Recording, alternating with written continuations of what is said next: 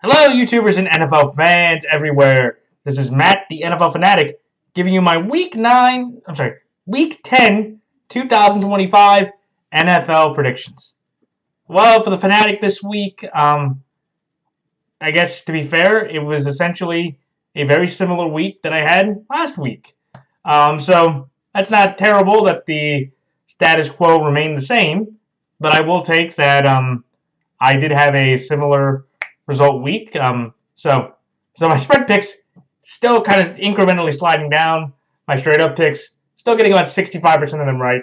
So I will take that. But to be fair, hey, when you look at how the week went, outside of the KC Buffalo game, which that's the one pick I probably regret the whole week because I knew Buffalo has routinely beaten Kansas City in the regular season games. I believe now they have split Patrick and Josh. They have split the 10 meetings 5-5, and the biggest difference is Patrick's won 4 in the postseason, only 1 in the regular season. I think Josh he's won none in the postseason, but all 5 in the regular season. Or he's 5-1 in the regular season, 0-4 in the postseason. So it's incredibly frustrating that I should have thought about that. But I thought of how the Chiefs were playing, and this was my regret. I tried to bank on Andy Reid having a run defense, or trying to commit to the run, even with Kareem Hunt and Clyde Edwards-Helaire, but that was my mistake. But, besides that loss, Arizona-Dallas yesterday, shout out to the Cardinals. They actually was able to play a complete game and actually finish the game completely instead of blowing it at the end, where they talk about during the game where the Cardinals have like a plus 68 point differential through the first 3 quarters. In the fourth quarter, it's minus 48. So the Cardinals haven't been actually that bad of a team. In the 5 losses they've had, they have 5 losses by a combined 13 points. So you do the math, that's a little bit under 3 points a game. But, that one, I just had too much faith in Dallas's offense. And Dallas's offense, after scoring 40 points in 3 straight home games, they couldn't put up more than 17 against the Cardinal team. But and then the other couple losses, if you would have told me the Packers, you would tell me that the Packers are going to lose to the Panthers where Bryce Young goes for 100 yards, good luck to you. And J.J. McCarthy, with the Lions coming off a bye, was going to be able to outplay or was able to win a game against Jared Goff and the Lions. The Lions' turnovers and their penalties really were the difference. Also, shout out to Isaiah Rodgers for getting the key game-blocking field goal for the win there for Minnesota, which basically kept them within the striking distance. So. But 9-5, though, with that circumstance said, I will take that. But now overall for the year, through 135 games in 9 weeks, I am now 59, 75-1 against the spread, and I am now straight up 88, 46-1. That equals up to 44.1% against the spread, and straight up 88, 46-1 equals up to 65.6% straight up. So I don't know. I probably won't be able to get to my 500 record against the spread. Last year I was so proud to be above 500. I still have plenty of time, and I could, have my chances there.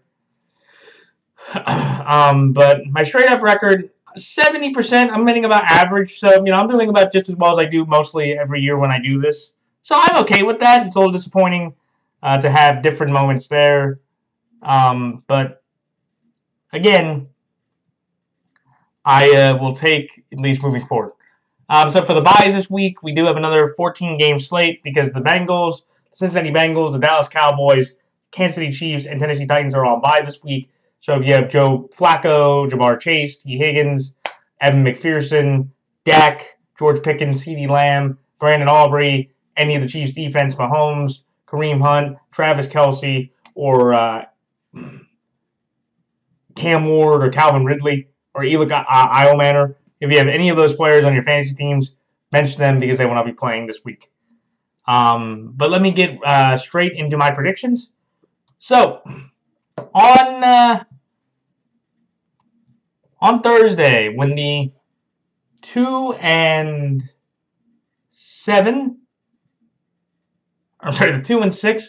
Las Vegas Raiders go to Denver, take on the 6-2, when the 2-6 Las Vegas Raiders go to Denver to take on the 7-2 Denver Broncos. The Denver Broncos are 9-point favorites in this game. Give me Denver here, -9, and Denver straight up. The next game, when the 3-5 Atlanta Falcons play Indy in the annual Germany game, the 7-2 Indianapolis Colts. The Indianapolis Colts are 5.5-point favorites in this game. I'm going to take Atlanta here to cover plus 5.5, but I'm going to take Indianapolis here to win straight up. Then the next game, when the 2-7 New York Giants travel to Chicago to take on the 5-4 Chicago Bears. The Chicago Bears are 3.5-point favorites in this game. Give me Chicago here -3.5, and Chicago straight up.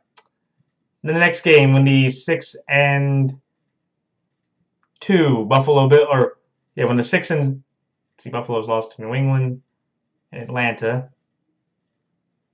So when the 6-2 Buffalo Bills go to Miami to take on the 2-6 Miami Dolphins. The Buffalo Bills are 9.5-point favorites in this game. Give me Buffalo here -9.5, and Buffalo straight up.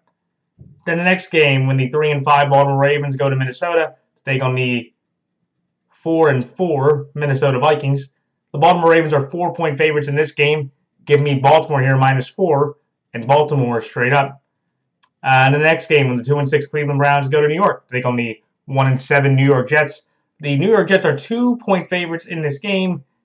In a slight upset here, I'm going to take Cleveland here +2 and Cleveland straight up. Then the next game, when the 7-2 New England Patriots go to Tampa Bay to take on the 6-2 Tampa Bay Buccaneers. The Tampa Bay Buccaneers are 2.5-point favorites in this game. Give me Tampa Bay here -2.5 and Tampa Bay straight up. Then the next game, when the 1-8 New Orleans Saints travel to Carolina to take on the 5-4 Carolina Panthers. The Carolina Panthers are 5.5-point favorites in this game. Give me New Orleans here +5.5, but Carolina straight up. Then the next game, when the 5-3 Jacksonville Jaguars travel to Houston to take on the 3-5 Houston Texans. The Houston Texans are 1.5-point favorites in this game for the third week in a row. Third straight home game, about the same margin. I'm going to take Jacksonville here +1.5 in a slight upset, and Jacksonville straight up. Though I will say that if I do want to throw this caveat out there, if C.J. Stroud is cleared through concussion protocol, I will switch my pick to Houston here, both -1.5 and Houston straight up. Then the next game, when the 3-5 Arizona Cardinals travel to Seattle, they go on the 6-2 Seattle Seahawks. The Seattle Seahawks are 7-point favorites in this game. Give me Seattle here -7 and Seattle straight up. Then the next game, when the 6-2 Los Angeles Rams travel to San Francisco to take on the 6-3 San Francisco 49ers. The LA Rams are 3.5-point favorites in this game. I'm going to take San Francisco here +3.5, but I'll take the Los Angeles Rams straight up. Then the next game, when the 5-3 Detroit Lions go to Washington, take on the 3-6 Washington Commanders. The Detroit Lions are 8.5-point favorites in this game. I'm going to take Detroit here -8.5 and Detroit straight up. Then the next game, when the 5-3 Pittsburgh Steelers go to Los Angeles to take on the 6-3 Los Angeles Chargers. The Los Angeles Chargers are 3-point favorites in this game, and the biggest upset I have of the entire week, I'm going to take Pittsburgh here +3 and Pittsburgh straight up. Then in the Monday night game, when the 6-2 Philadelphia Eagles travel to Green Bay to take on the 5-2-1 Green Bay Packers, the Philadelphia Eagles are 2.5-point dogs in this game. I'm going to take Philadelphia here +2.5 and Philadelphia straight up. All right, time for my quick thoughts on each game. The Denver Broncos over the Las Vegas Raiders.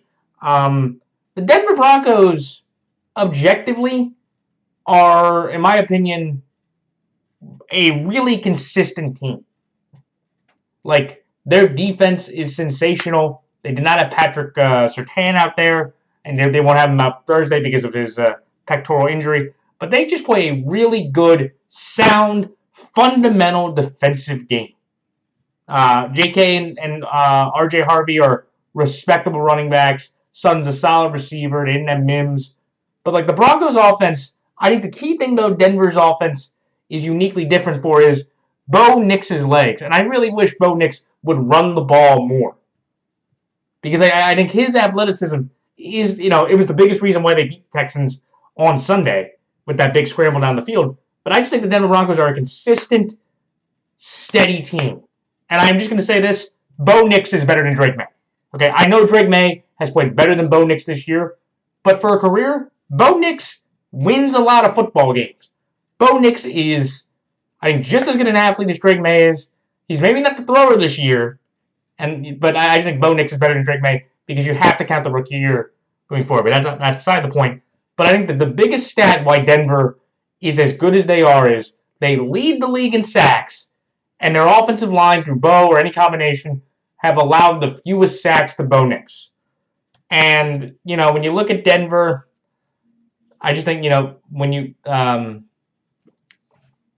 look at Denver, it's just very apparent to me that I think Denver is clearly the better team than the Raiders. And to be fair to the Raiders, through the first half of the game, even though Geno did throw his league-leading 11th interception, Geno did have, collectively, the best game of his season. He threw for 4 touchdowns, only 1 pick. Brock Bowers had a sensational game.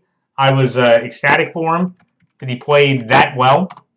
And he kind of helped lay off the noise, at least for this past week going into Thursday.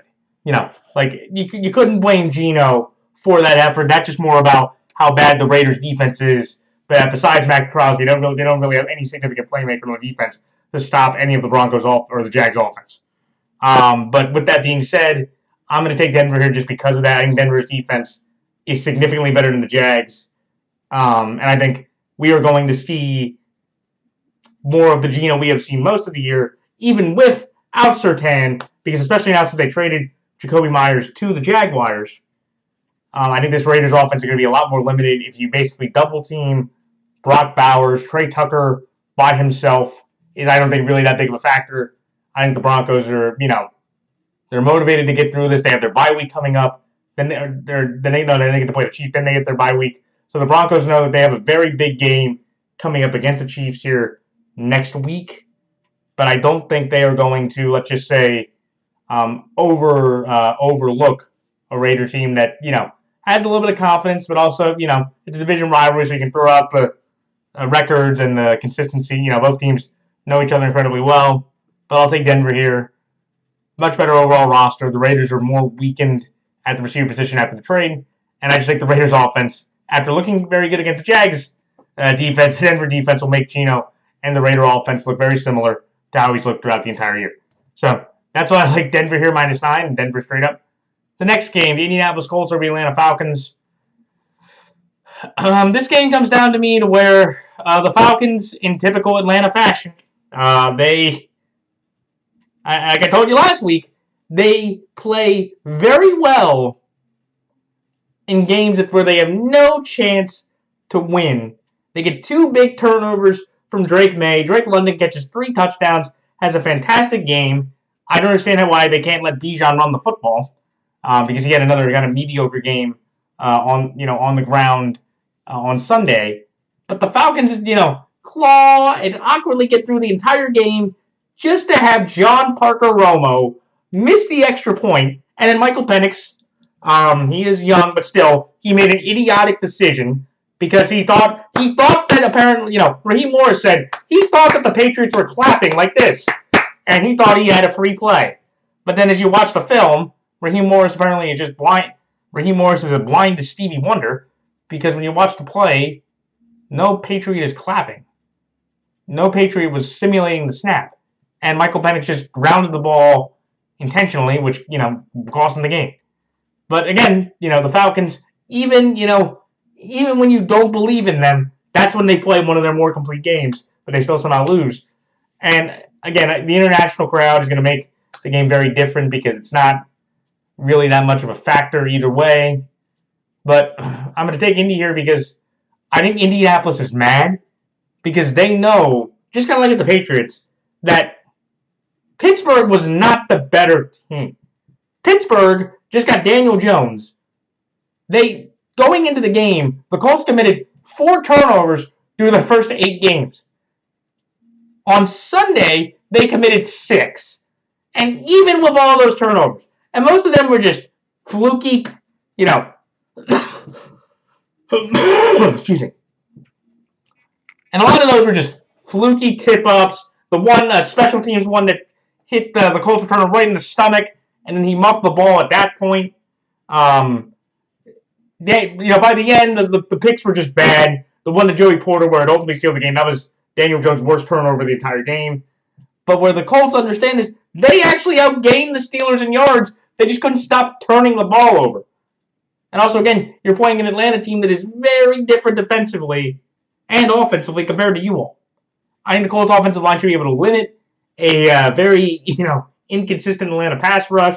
I think Daniel Jones going against the Falcons secondary that's at its moments, but, even though they just, I think the Colts just have a lot more consistency, a lot more riding on this game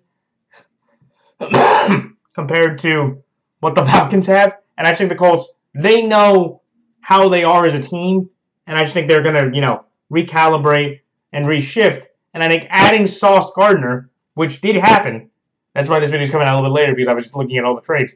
Yeah, and just for everybody out there that's seen probably when everybody watched this video, Ahmad Sauce Gardner has been traded from the New York Jets to the Indianapolis Colts for 2 first-round picks and A.D. Mitchell. So for the Colts, that's a little bit of a blow, but A.D. Mitchell was more of a weird project player that I don't think was going to have, he hadn't really flourished anyway, and going to the Jets where he's definitively now the second best receiver they have on the team, I think he should make a bigger impact in that way.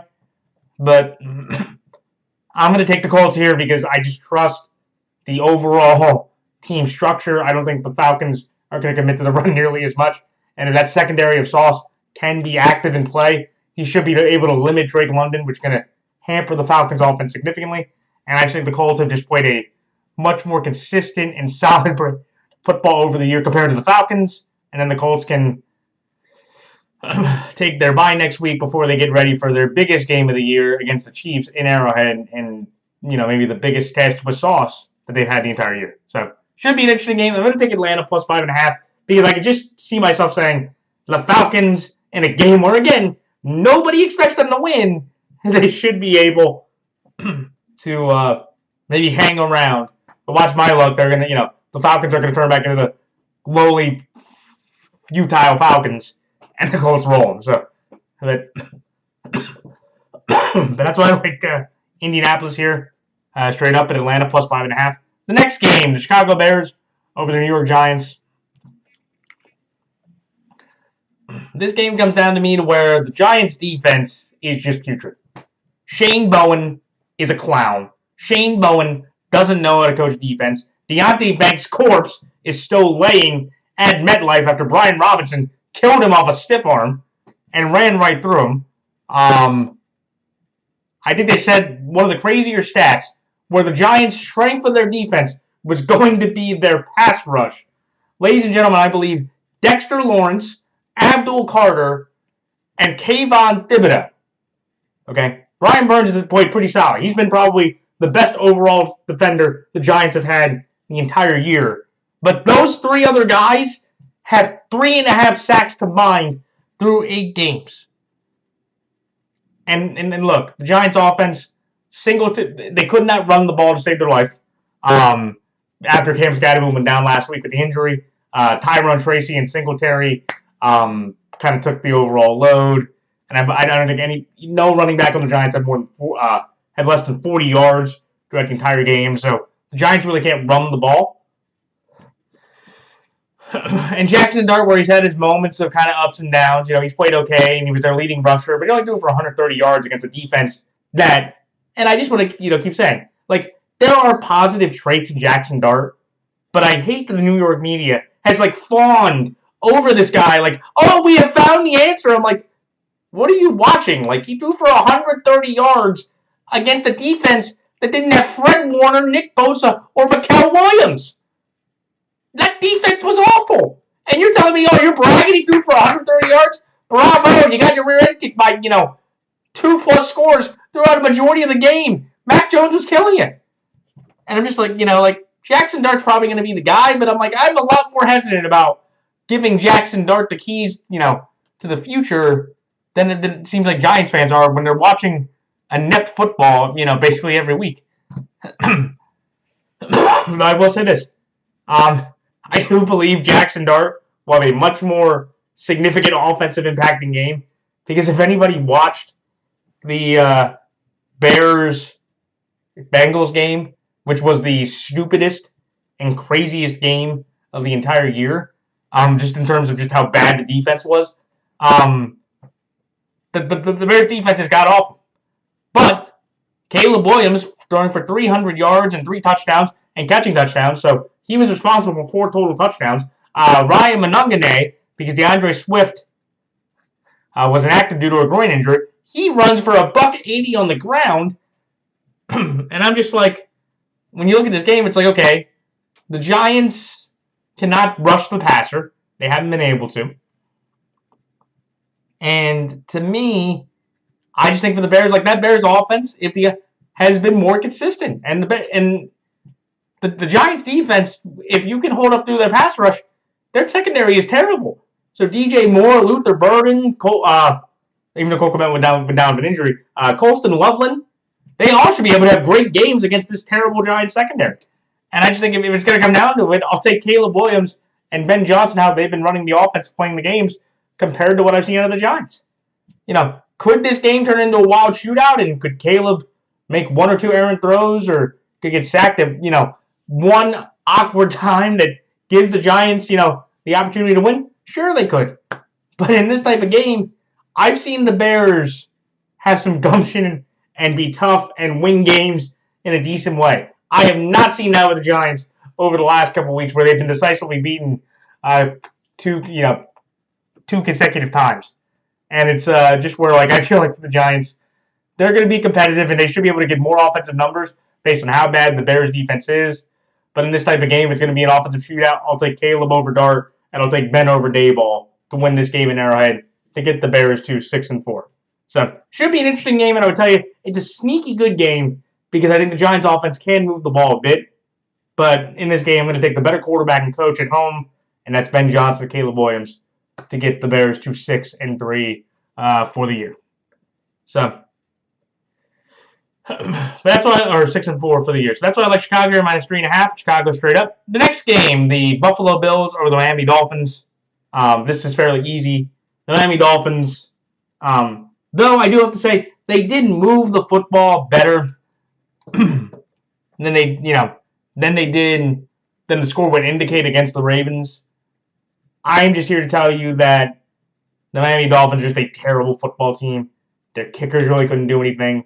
Lamar Jackson threw for 4 touchdowns. They just traded Jalen Phillips, a very good pass rusher, or a solid pass rusher, not very good, a solid pass rusher in Jalen Phillips to the Eagles for a 3rd-round pick. So really you only have to worry about one significant pass rusher. Josh Allen is routinely, like I said before in week 2, routinely owned Miami in these games. Dalton Kincaid came back from injury, and he looks fantastic. So it looks like you have Kincaid and Knox being the drivers of the main offense. Shakir looks good. James Cook had a 100-yard game. And the Bills, just I feel like they have the momentum of being, still the AFC East favorite, and I still think the favorite to get to the Super Bowl. But again, I just think for the Bills have all the momentum. They are getting healthier. Their secondary is getting better. Their defense is playing better. And I just think for the Dolphins, it's just it's spiraling fast. And they've already told you that they're sellers at the deadline. I do feel bad for Chris Greer, the Dolphins general manager, who had been with the team for over 25+ years in a variety of roles. I'm not saying he should not have been fired. I'm telling you that I honestly think that Chris Greer should have been allowed to go with Mike McDaniel at the end of this season, with how bad the play has been for the Miami Dolphins. Yeah, like just in this game, like Buffalo, they're just better built all across the board. The defense played incredibly well. Cole Bishop, very good safety. He played a tremendous game against the Chiefs. Definitely held down X to a pretty respectable game. Heck, the Bills held Patrick Mahomes to his lowest completion percentage of his entire career, 44.4%, which is incredibly impressive and insane that it took Patrick this long to have a game where he completed under 50% of his passes. So, again, could the Dolphins be competitive? Sure. In the game against Buffalo, Buffalo still has not that great of a run defense, and Raheem Mostert and Devon Achane and Ollie Gordon should be able to find opportunities to run through that defense because that defense still hasn't improved that much. They're still missing Ed Oliver due to the bicep injury. But besides that, though, going into the Heat with Josh and all that talent, the Bills should easily roll the Miami Dolphins in Miami. So that's why I like Buffalo here minus 9.5 and Buffalo straight up. The next game, the Baltimore Ravens over the Minnesota Vikings. I'm going to take Baltimore here based on the fact of where this is not like, because to be honest, both teams have interesting talent gaps, in my opinion, with how, the Vikings have the better overall defense. The Vikings have, I think, they have the better receiving core. Aaron Jones, they have a very good overall team, and they have played fundamentally as a unit better than the Baltimore Ravens have. It's just the big difference is it's J.J. McCarthy against Lamar Jackson. And I just feel like with Lamar and J.J., you're talking about a guy entering his fourth start versus a two-time MVP. I'm not saying the Vikings can cause trouble. I'm not saying J.J., who, in my opinion, probably played his best overall game. It wasn't a lot statistically, and there was a lot to be desired, and you could talk about all the chucks and heaves to Justin Jefferson and Jordan Addison, but to be fair, you would probably do the same thing if you had those guys on your team as well. But in this game, I'm just going to take the Ravens just based on the better quarterback play. I know that Minnesota is going to have a easier time offensively with the receivers.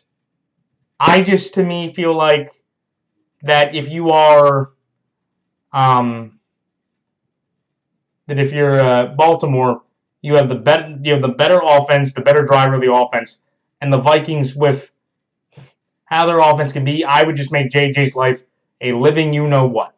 I think with how our defense is, the talent we have, we should be able to confuse him with some looks and coverages, and I think JJ's going to have another tougher day against the Raven defense that, to be fair, ever since we got Gilman and ever since the Rams game, the Ravens defense has slowly started to build it back together to where we're kind of that side of the ball is starting to play more consistently to get the Ravens in position to win games more often. And again, this game, if the Vikings won this game, if their defense caused a couple of turnovers, or Justin Jefferson and Jordan Addison and Hockenson went nuts on our terrible secondary, that wouldn't surprise me that much because I know how bad our defense is. But in a game like this, where you can look at the rosters and kind of say, okay, even to degrees with talent and the quarterback position, with how wide that margin is, that's the difference, and that's why I'm taking the Ravens to win this game. So that's why I like Baltimore here, -4, and Baltimore straight up. The next game, the Cleveland Browns over the New York Jets. This one comes down to very simply to me. These two teams are horrible. These two teams have, the Jets are completely looking forward to 2026. The Browns are still trying to hold hope. But this game came down to me to where the biggest reason why I'm taking Cleveland over the Jets, especially with them not having Sauce Gardner, Cleveland's defense, I do not think the Jets will be able to move the football. And I think through a combination of Sampson, Judkins, and Gabriel not turning the ball over, should be able to move the ball enough for the Browns to win this game. With how bad the Jets and Browns are, this could be an ugly 13-10 game or whatever with both teams, But with the Jets losing Sauce Gardner and the Browns still having the defense they have around him, as long as Dylan Gabriel does not turn the ball over, The Browns should be able to run the ball better. They should be able to pass the ball better. And I just think if you tell me what defense what unit do I trust the most in this game, it's the Cleveland Browns defense. And I do not think of how bad and inept the Jets offense has been through a majority of the year outside of the Bengals, which is the AFC version of the Cowboys, of how bad that defense is. I think the Browns can make enough plays and move the ball enough and score enough points to win this ugly, one of the all-time cruddy toss-up games of the year. So that's why I like Cleveland here +2 and Cleveland straight up. The next game, the Tampa Bay Buccaneers over the New England Patriots. This was one of the tougher games for me due to the fact that Tampa and New England, I think New England right now is playing better.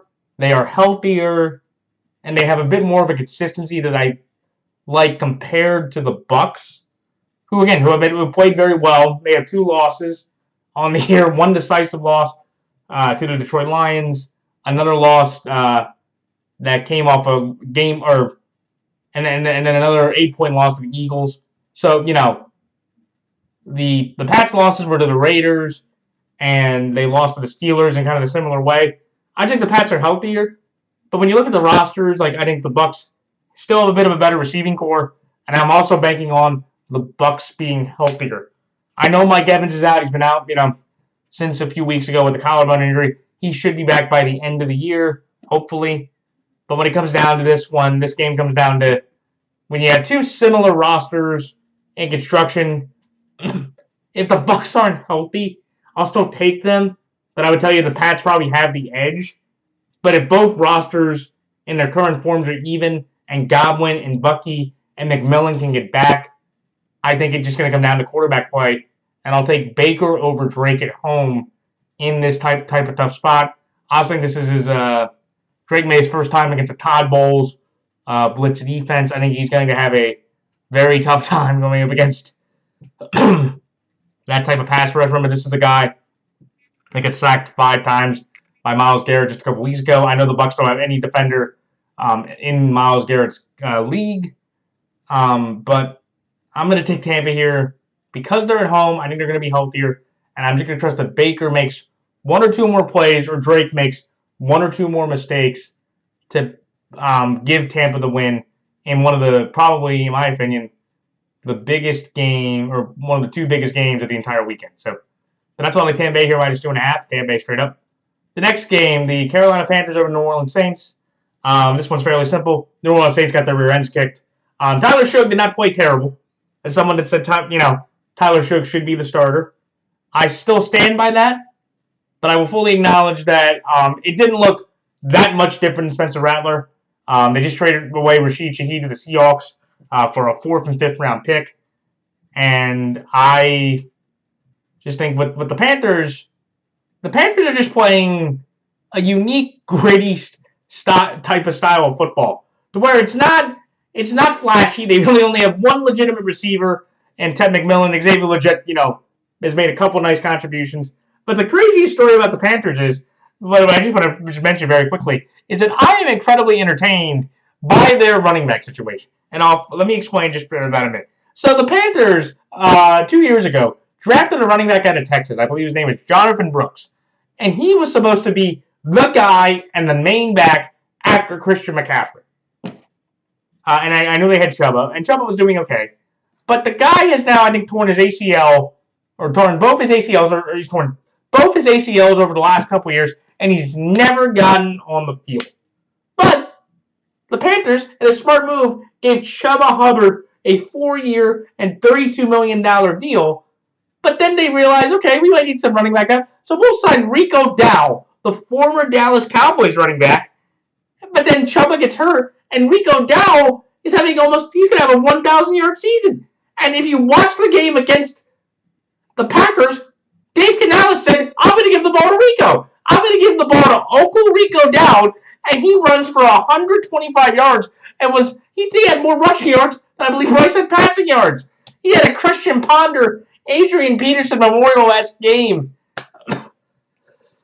And the Panthers won off a Ryan Fitzgerald 49-yard field goal. And it's crazy because now you can objectively say, I don't know if the Panthers are going to do it, but the Panthers should trade Chuba Hubbard, by like the end of today, or at this time I'm doing this video, it's 2:22. By 4 o'clock, Chuba Hubbard should not be a Carolina Panther. He should be somewhere else because they don't need him. And they just paid him $32 million earlier this year. It's just absolutely crazy.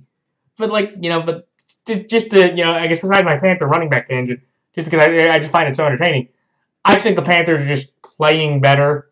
They've dealt with a lot of injuries, and just when you just watch the Saints are just a terrible watch, man. It's just it's Suge in the second game.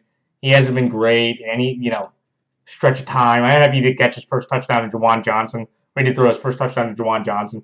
That's nice, but the Saints and Titans are the two worst teams in the league, and I just think with the Panthers, what they've been able to show you during this 4 out of 5 game win streak is that they're a gritty team. They'll find ways to win. The defense is pretty solid. Efro, or the former Denver linebacker coach, the DC there, he's done a very good job over the last several weeks, and they just grit out wins. And I just think, again, the Panthers, amazingly, they're 5.5 point favorites. But the reason why I'm going with the Saints plus 5.5 is that, it's a divisional game, and to be fair to the Saints, outside of, a couple weeks this year, they've been mostly competitive. And in the game where the Panthers actually have that significant of a favorite, which I think will be the only other time they'll do that is the game in New Orleans. Maybe it'll be a slight favorite there. I just think the Panthers could easily slip up and not comfortably handle their business and win at least by 7 to 10 points. I think that's how much better the Panthers are compared to the Saints at this notion. Again, it's going to be an interesting game. It's a divisional game. But after what you saw out of the Saints, with the injuries they have, the talent they're letting go, how could you have any confidence that they could that they could beat the Panthers after what you've seen out of the Panthers over the last several weeks? So I'm going to take the Saints here with the plus 5.5 just because of the divisional aspect. But that's really the only reason for that. So that's why Carolina here straight up, the New Orleans plus 5.5. The next game, the Jacksonville Jaguars over the Houston Texans. This one comes down to me to where it's quarterback driven. The Houston defense, I feel so bad for DeMeco Ryans because he has done a sensational job this year with his defense. That defense, outside of the game against the Seattle Seahawks where they caused 4 turnovers, that defense has held every team they have played to 20 points or fewer in wins or losses. So he has been doing his thing. He has been in his bag on his side of the football. It's just terribly, that offense is just so inept. That offensive line cannot block anybody. Joe Mixon, they miss. And at this point, without a Texans, I'm not even bringing Joe Mixon back from the IR if he could play. Woody and Nick are admirable. They really only have one legitimate receiver, and Nico, I think, is still dealing with an injury. No, Nico got cleared. Nico couldn't play last week, but they only have one legitimate receiver, Nico Collins. That's it. And to me, I look at it and say that, I think the Jags can grind out another win. They've been able to run the ball effectively with Tootin. Trevor Lawrence has been playing well. The Jags defense, they have Cam Little. Also, I do want to say very quickly, shout out to him. Longest field goal in NFL history, breaking Justin Tucker's record of 66 yards. So, congrats to him. Very impressive. But I'm going to take Jacksonville because of the quarterback situation. I think these two teams are about even with Stroud playing, and I will say this. If Stroud is going to play, I will give an update on my channel, but I will update that prediction to Houston minus 1.5 and Houston straight up because of that. But if the CJ having a second concussion within a year, I'm going to take Jacksonville here because of the quarterback difference. I don't think Davis Mills, who could only lead the Texans to 3 or 4 field goals throughout the remainder of the game, I think that Jags defense, with Davis Mills being a quarterback, should be able to hold the Texans' limited offense enough to win and sweep the Texans for the first time in a very long time. So that's why I like Jacksonville here, plus 1.5, and Jacksonville straight up. The next game, the Seattle Seahawks over the Arizona Cardinals. The Arizona Cardinals, not a bad football team. Their record and their losses would tell you very differently how they've been playing. They're 3-5, but again, like I said, their 5 losses are by 13 points. And I think here is the interesting issue that has emerged in Arizona. They have a quarterback controversy. Because if you look at Jacoby and Kyler Murray's numbers throughout the year, they're about the same. But if you look at the team numbers, the Cardinals are actually scoring about 7 more points a game with Jacoby compared with Kyler. Also, Trey McBride has caught 4 touchdowns over the last 3 games. And Kyler Murray is like 3 years there with him as his teammate. I think they've caught 5 in 3 years. So, obviously, Jacoby is getting the ball to his playmakers and getting more consistent in that way. But to be fair, I'll defend Kyler in this regard. Jacoby's Jacoby. And I don't understand, after watching Jacoby Brissett for as long as people have, do people realize he's 1-2? And he beat the Cowboys defense. Everybody has torched the Cowboys defense. And you can say, well, look, he played well against the Colts. He had that terrible interception in the game. People, let's not forget that. But this Cardinal team with Jacoby, yes, it's playing more efficiently, and you're getting the ball to the playmakers, but it's not like the results have changed that much. And I think Kyler's just a better quarterback. And, good for Jonathan Gannon saying that, but I just can't believe that, Jacoby Brissett, who's been around New England, Indy, Cleveland, oh my goodness, Houston, when he played Houston's first game as pro. But, he's been everywhere, and this guy, it's just, he's just Jacoby Brissett. And, to bench him and Kyler's not, Kyler hasn't been awful, but to do that, I just feel like that's, the ultimate, slap in the face Tyrod move. And to be fair, it's just, and you could say, well, you defended Tyrod Taylor getting the job over Justin Fields. I think a bit of a different context there. Justin Fields is having games where he's throwing 30 yards a game. And to be fair, if Jacoby was back there and I'd seen Justin Fields do that, I would have said the same thing about Jacoby. So, me defending Kyler, against a journeyman-type quarterback and Jacoby compared to saying that Tyrod Taylor should go in over Justin Fields, 2 totally different situations. But in this game, it's fairly easy because Seattle, to me, they are one of the more underrated teams in the league. Nobody really talks about them. I think they are the 3rd best team in the NFC behind. They're the 4th best team in the NFC behind the Eagles, the Bucks, and the Rams. I think Sam Darnold's playing at an MVP type level. They just added Rashid Shaheed. They just absolutely wiped the Commanders off the ground with their performance. And I just think Seattle, they just are fundamentally just a more complete team, a much more stacked and balanced offense. I think Arizona, the one thing they have to keep hope for is their first-round pick just played his first game yesterday, and I thought he played well. But I think when you look at this game, Seattle, in this environment at home, knowing the confidence they have with how they played, I think Seattle is just clearly the better team. I think could the Cardinals play, a competitive game? Sure. It's Arizona. It's a division game, and the Cardinals have played fundamentally close games all year. But with this situation, Rashid Shaheed coming in, with that secondary getting more fully healthy and well-formed, I think Seattle just rolls through another game to get to 8-2 and, really give the fans of Seattle a very good confidence of how good this team can be. So that's Seattle here -7 and Seattle straight up. The next game, the Los Angeles Rams over the San Francisco 49ers. This one to me comes down to injuries. I know the Niners. The last time when they played them, they had to deal with a bunch of injuries. No Pearsall, no Purdy, no this guy, no that guy, no Ayuk. And I know the Niners won that game before, but since then they lost Nick. They lost Fred Warner since then. They just lost Pakel Williams. They don't have their center. They still are banged up in a bunch of different spots. And I think the Rams know they are just a better team right now.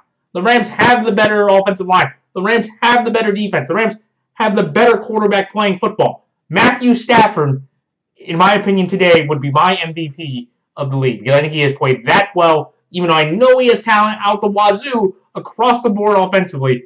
I would give Matthew Stafford the MVP because I feel like he has played that well and that dominantly throughout the year.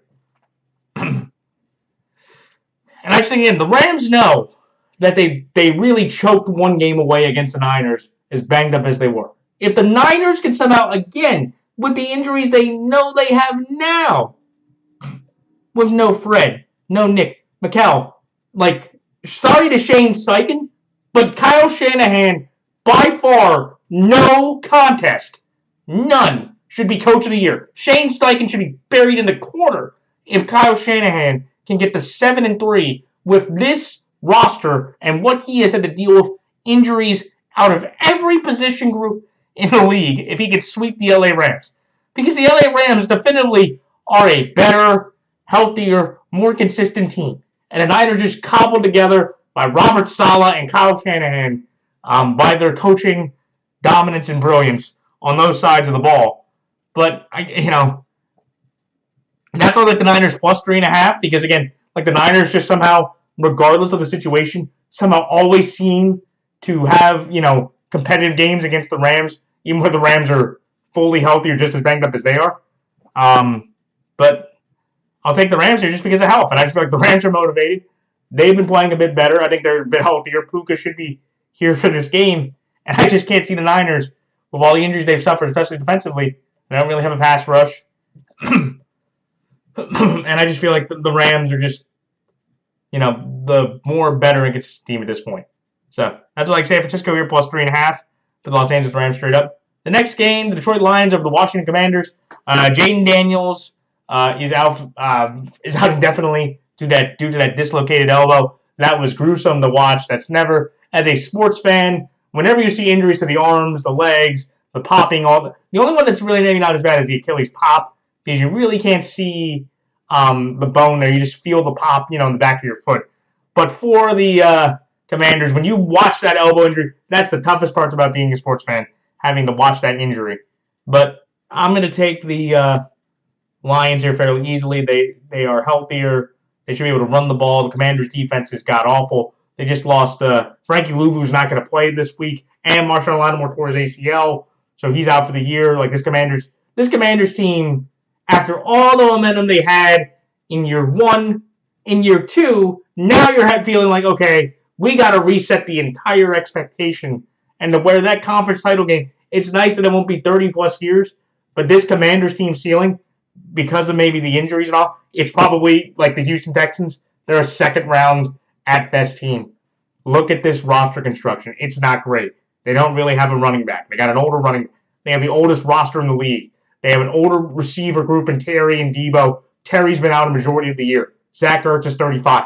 This Commander team, it has Jaden as its crown jewel, but if he consistently gets hurt and you're going to need Mariota, this team is not a good football team. And I just think the Commanders' expectation, where they thought they could have, they found their quarterback, but where they could have a, Super Bowl window, I think the way this year has gone, I think they said they were the first team since the 2020 Steelers, something where they've lost 3 straight games by 20-plus points.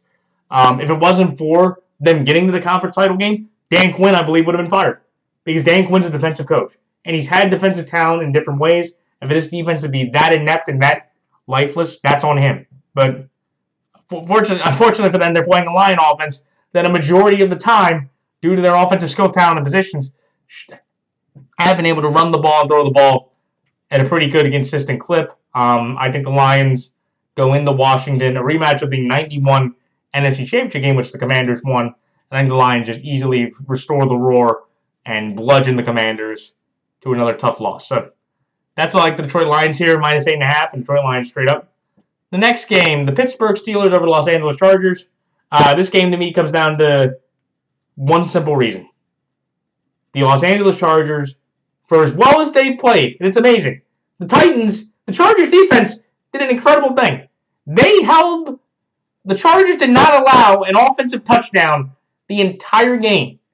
But they got 20 points scored on them because Justin Herbert threw a pick six to Cody Barton and Chimike DK had a kick return touchdown. Then they kicked 2 field goals.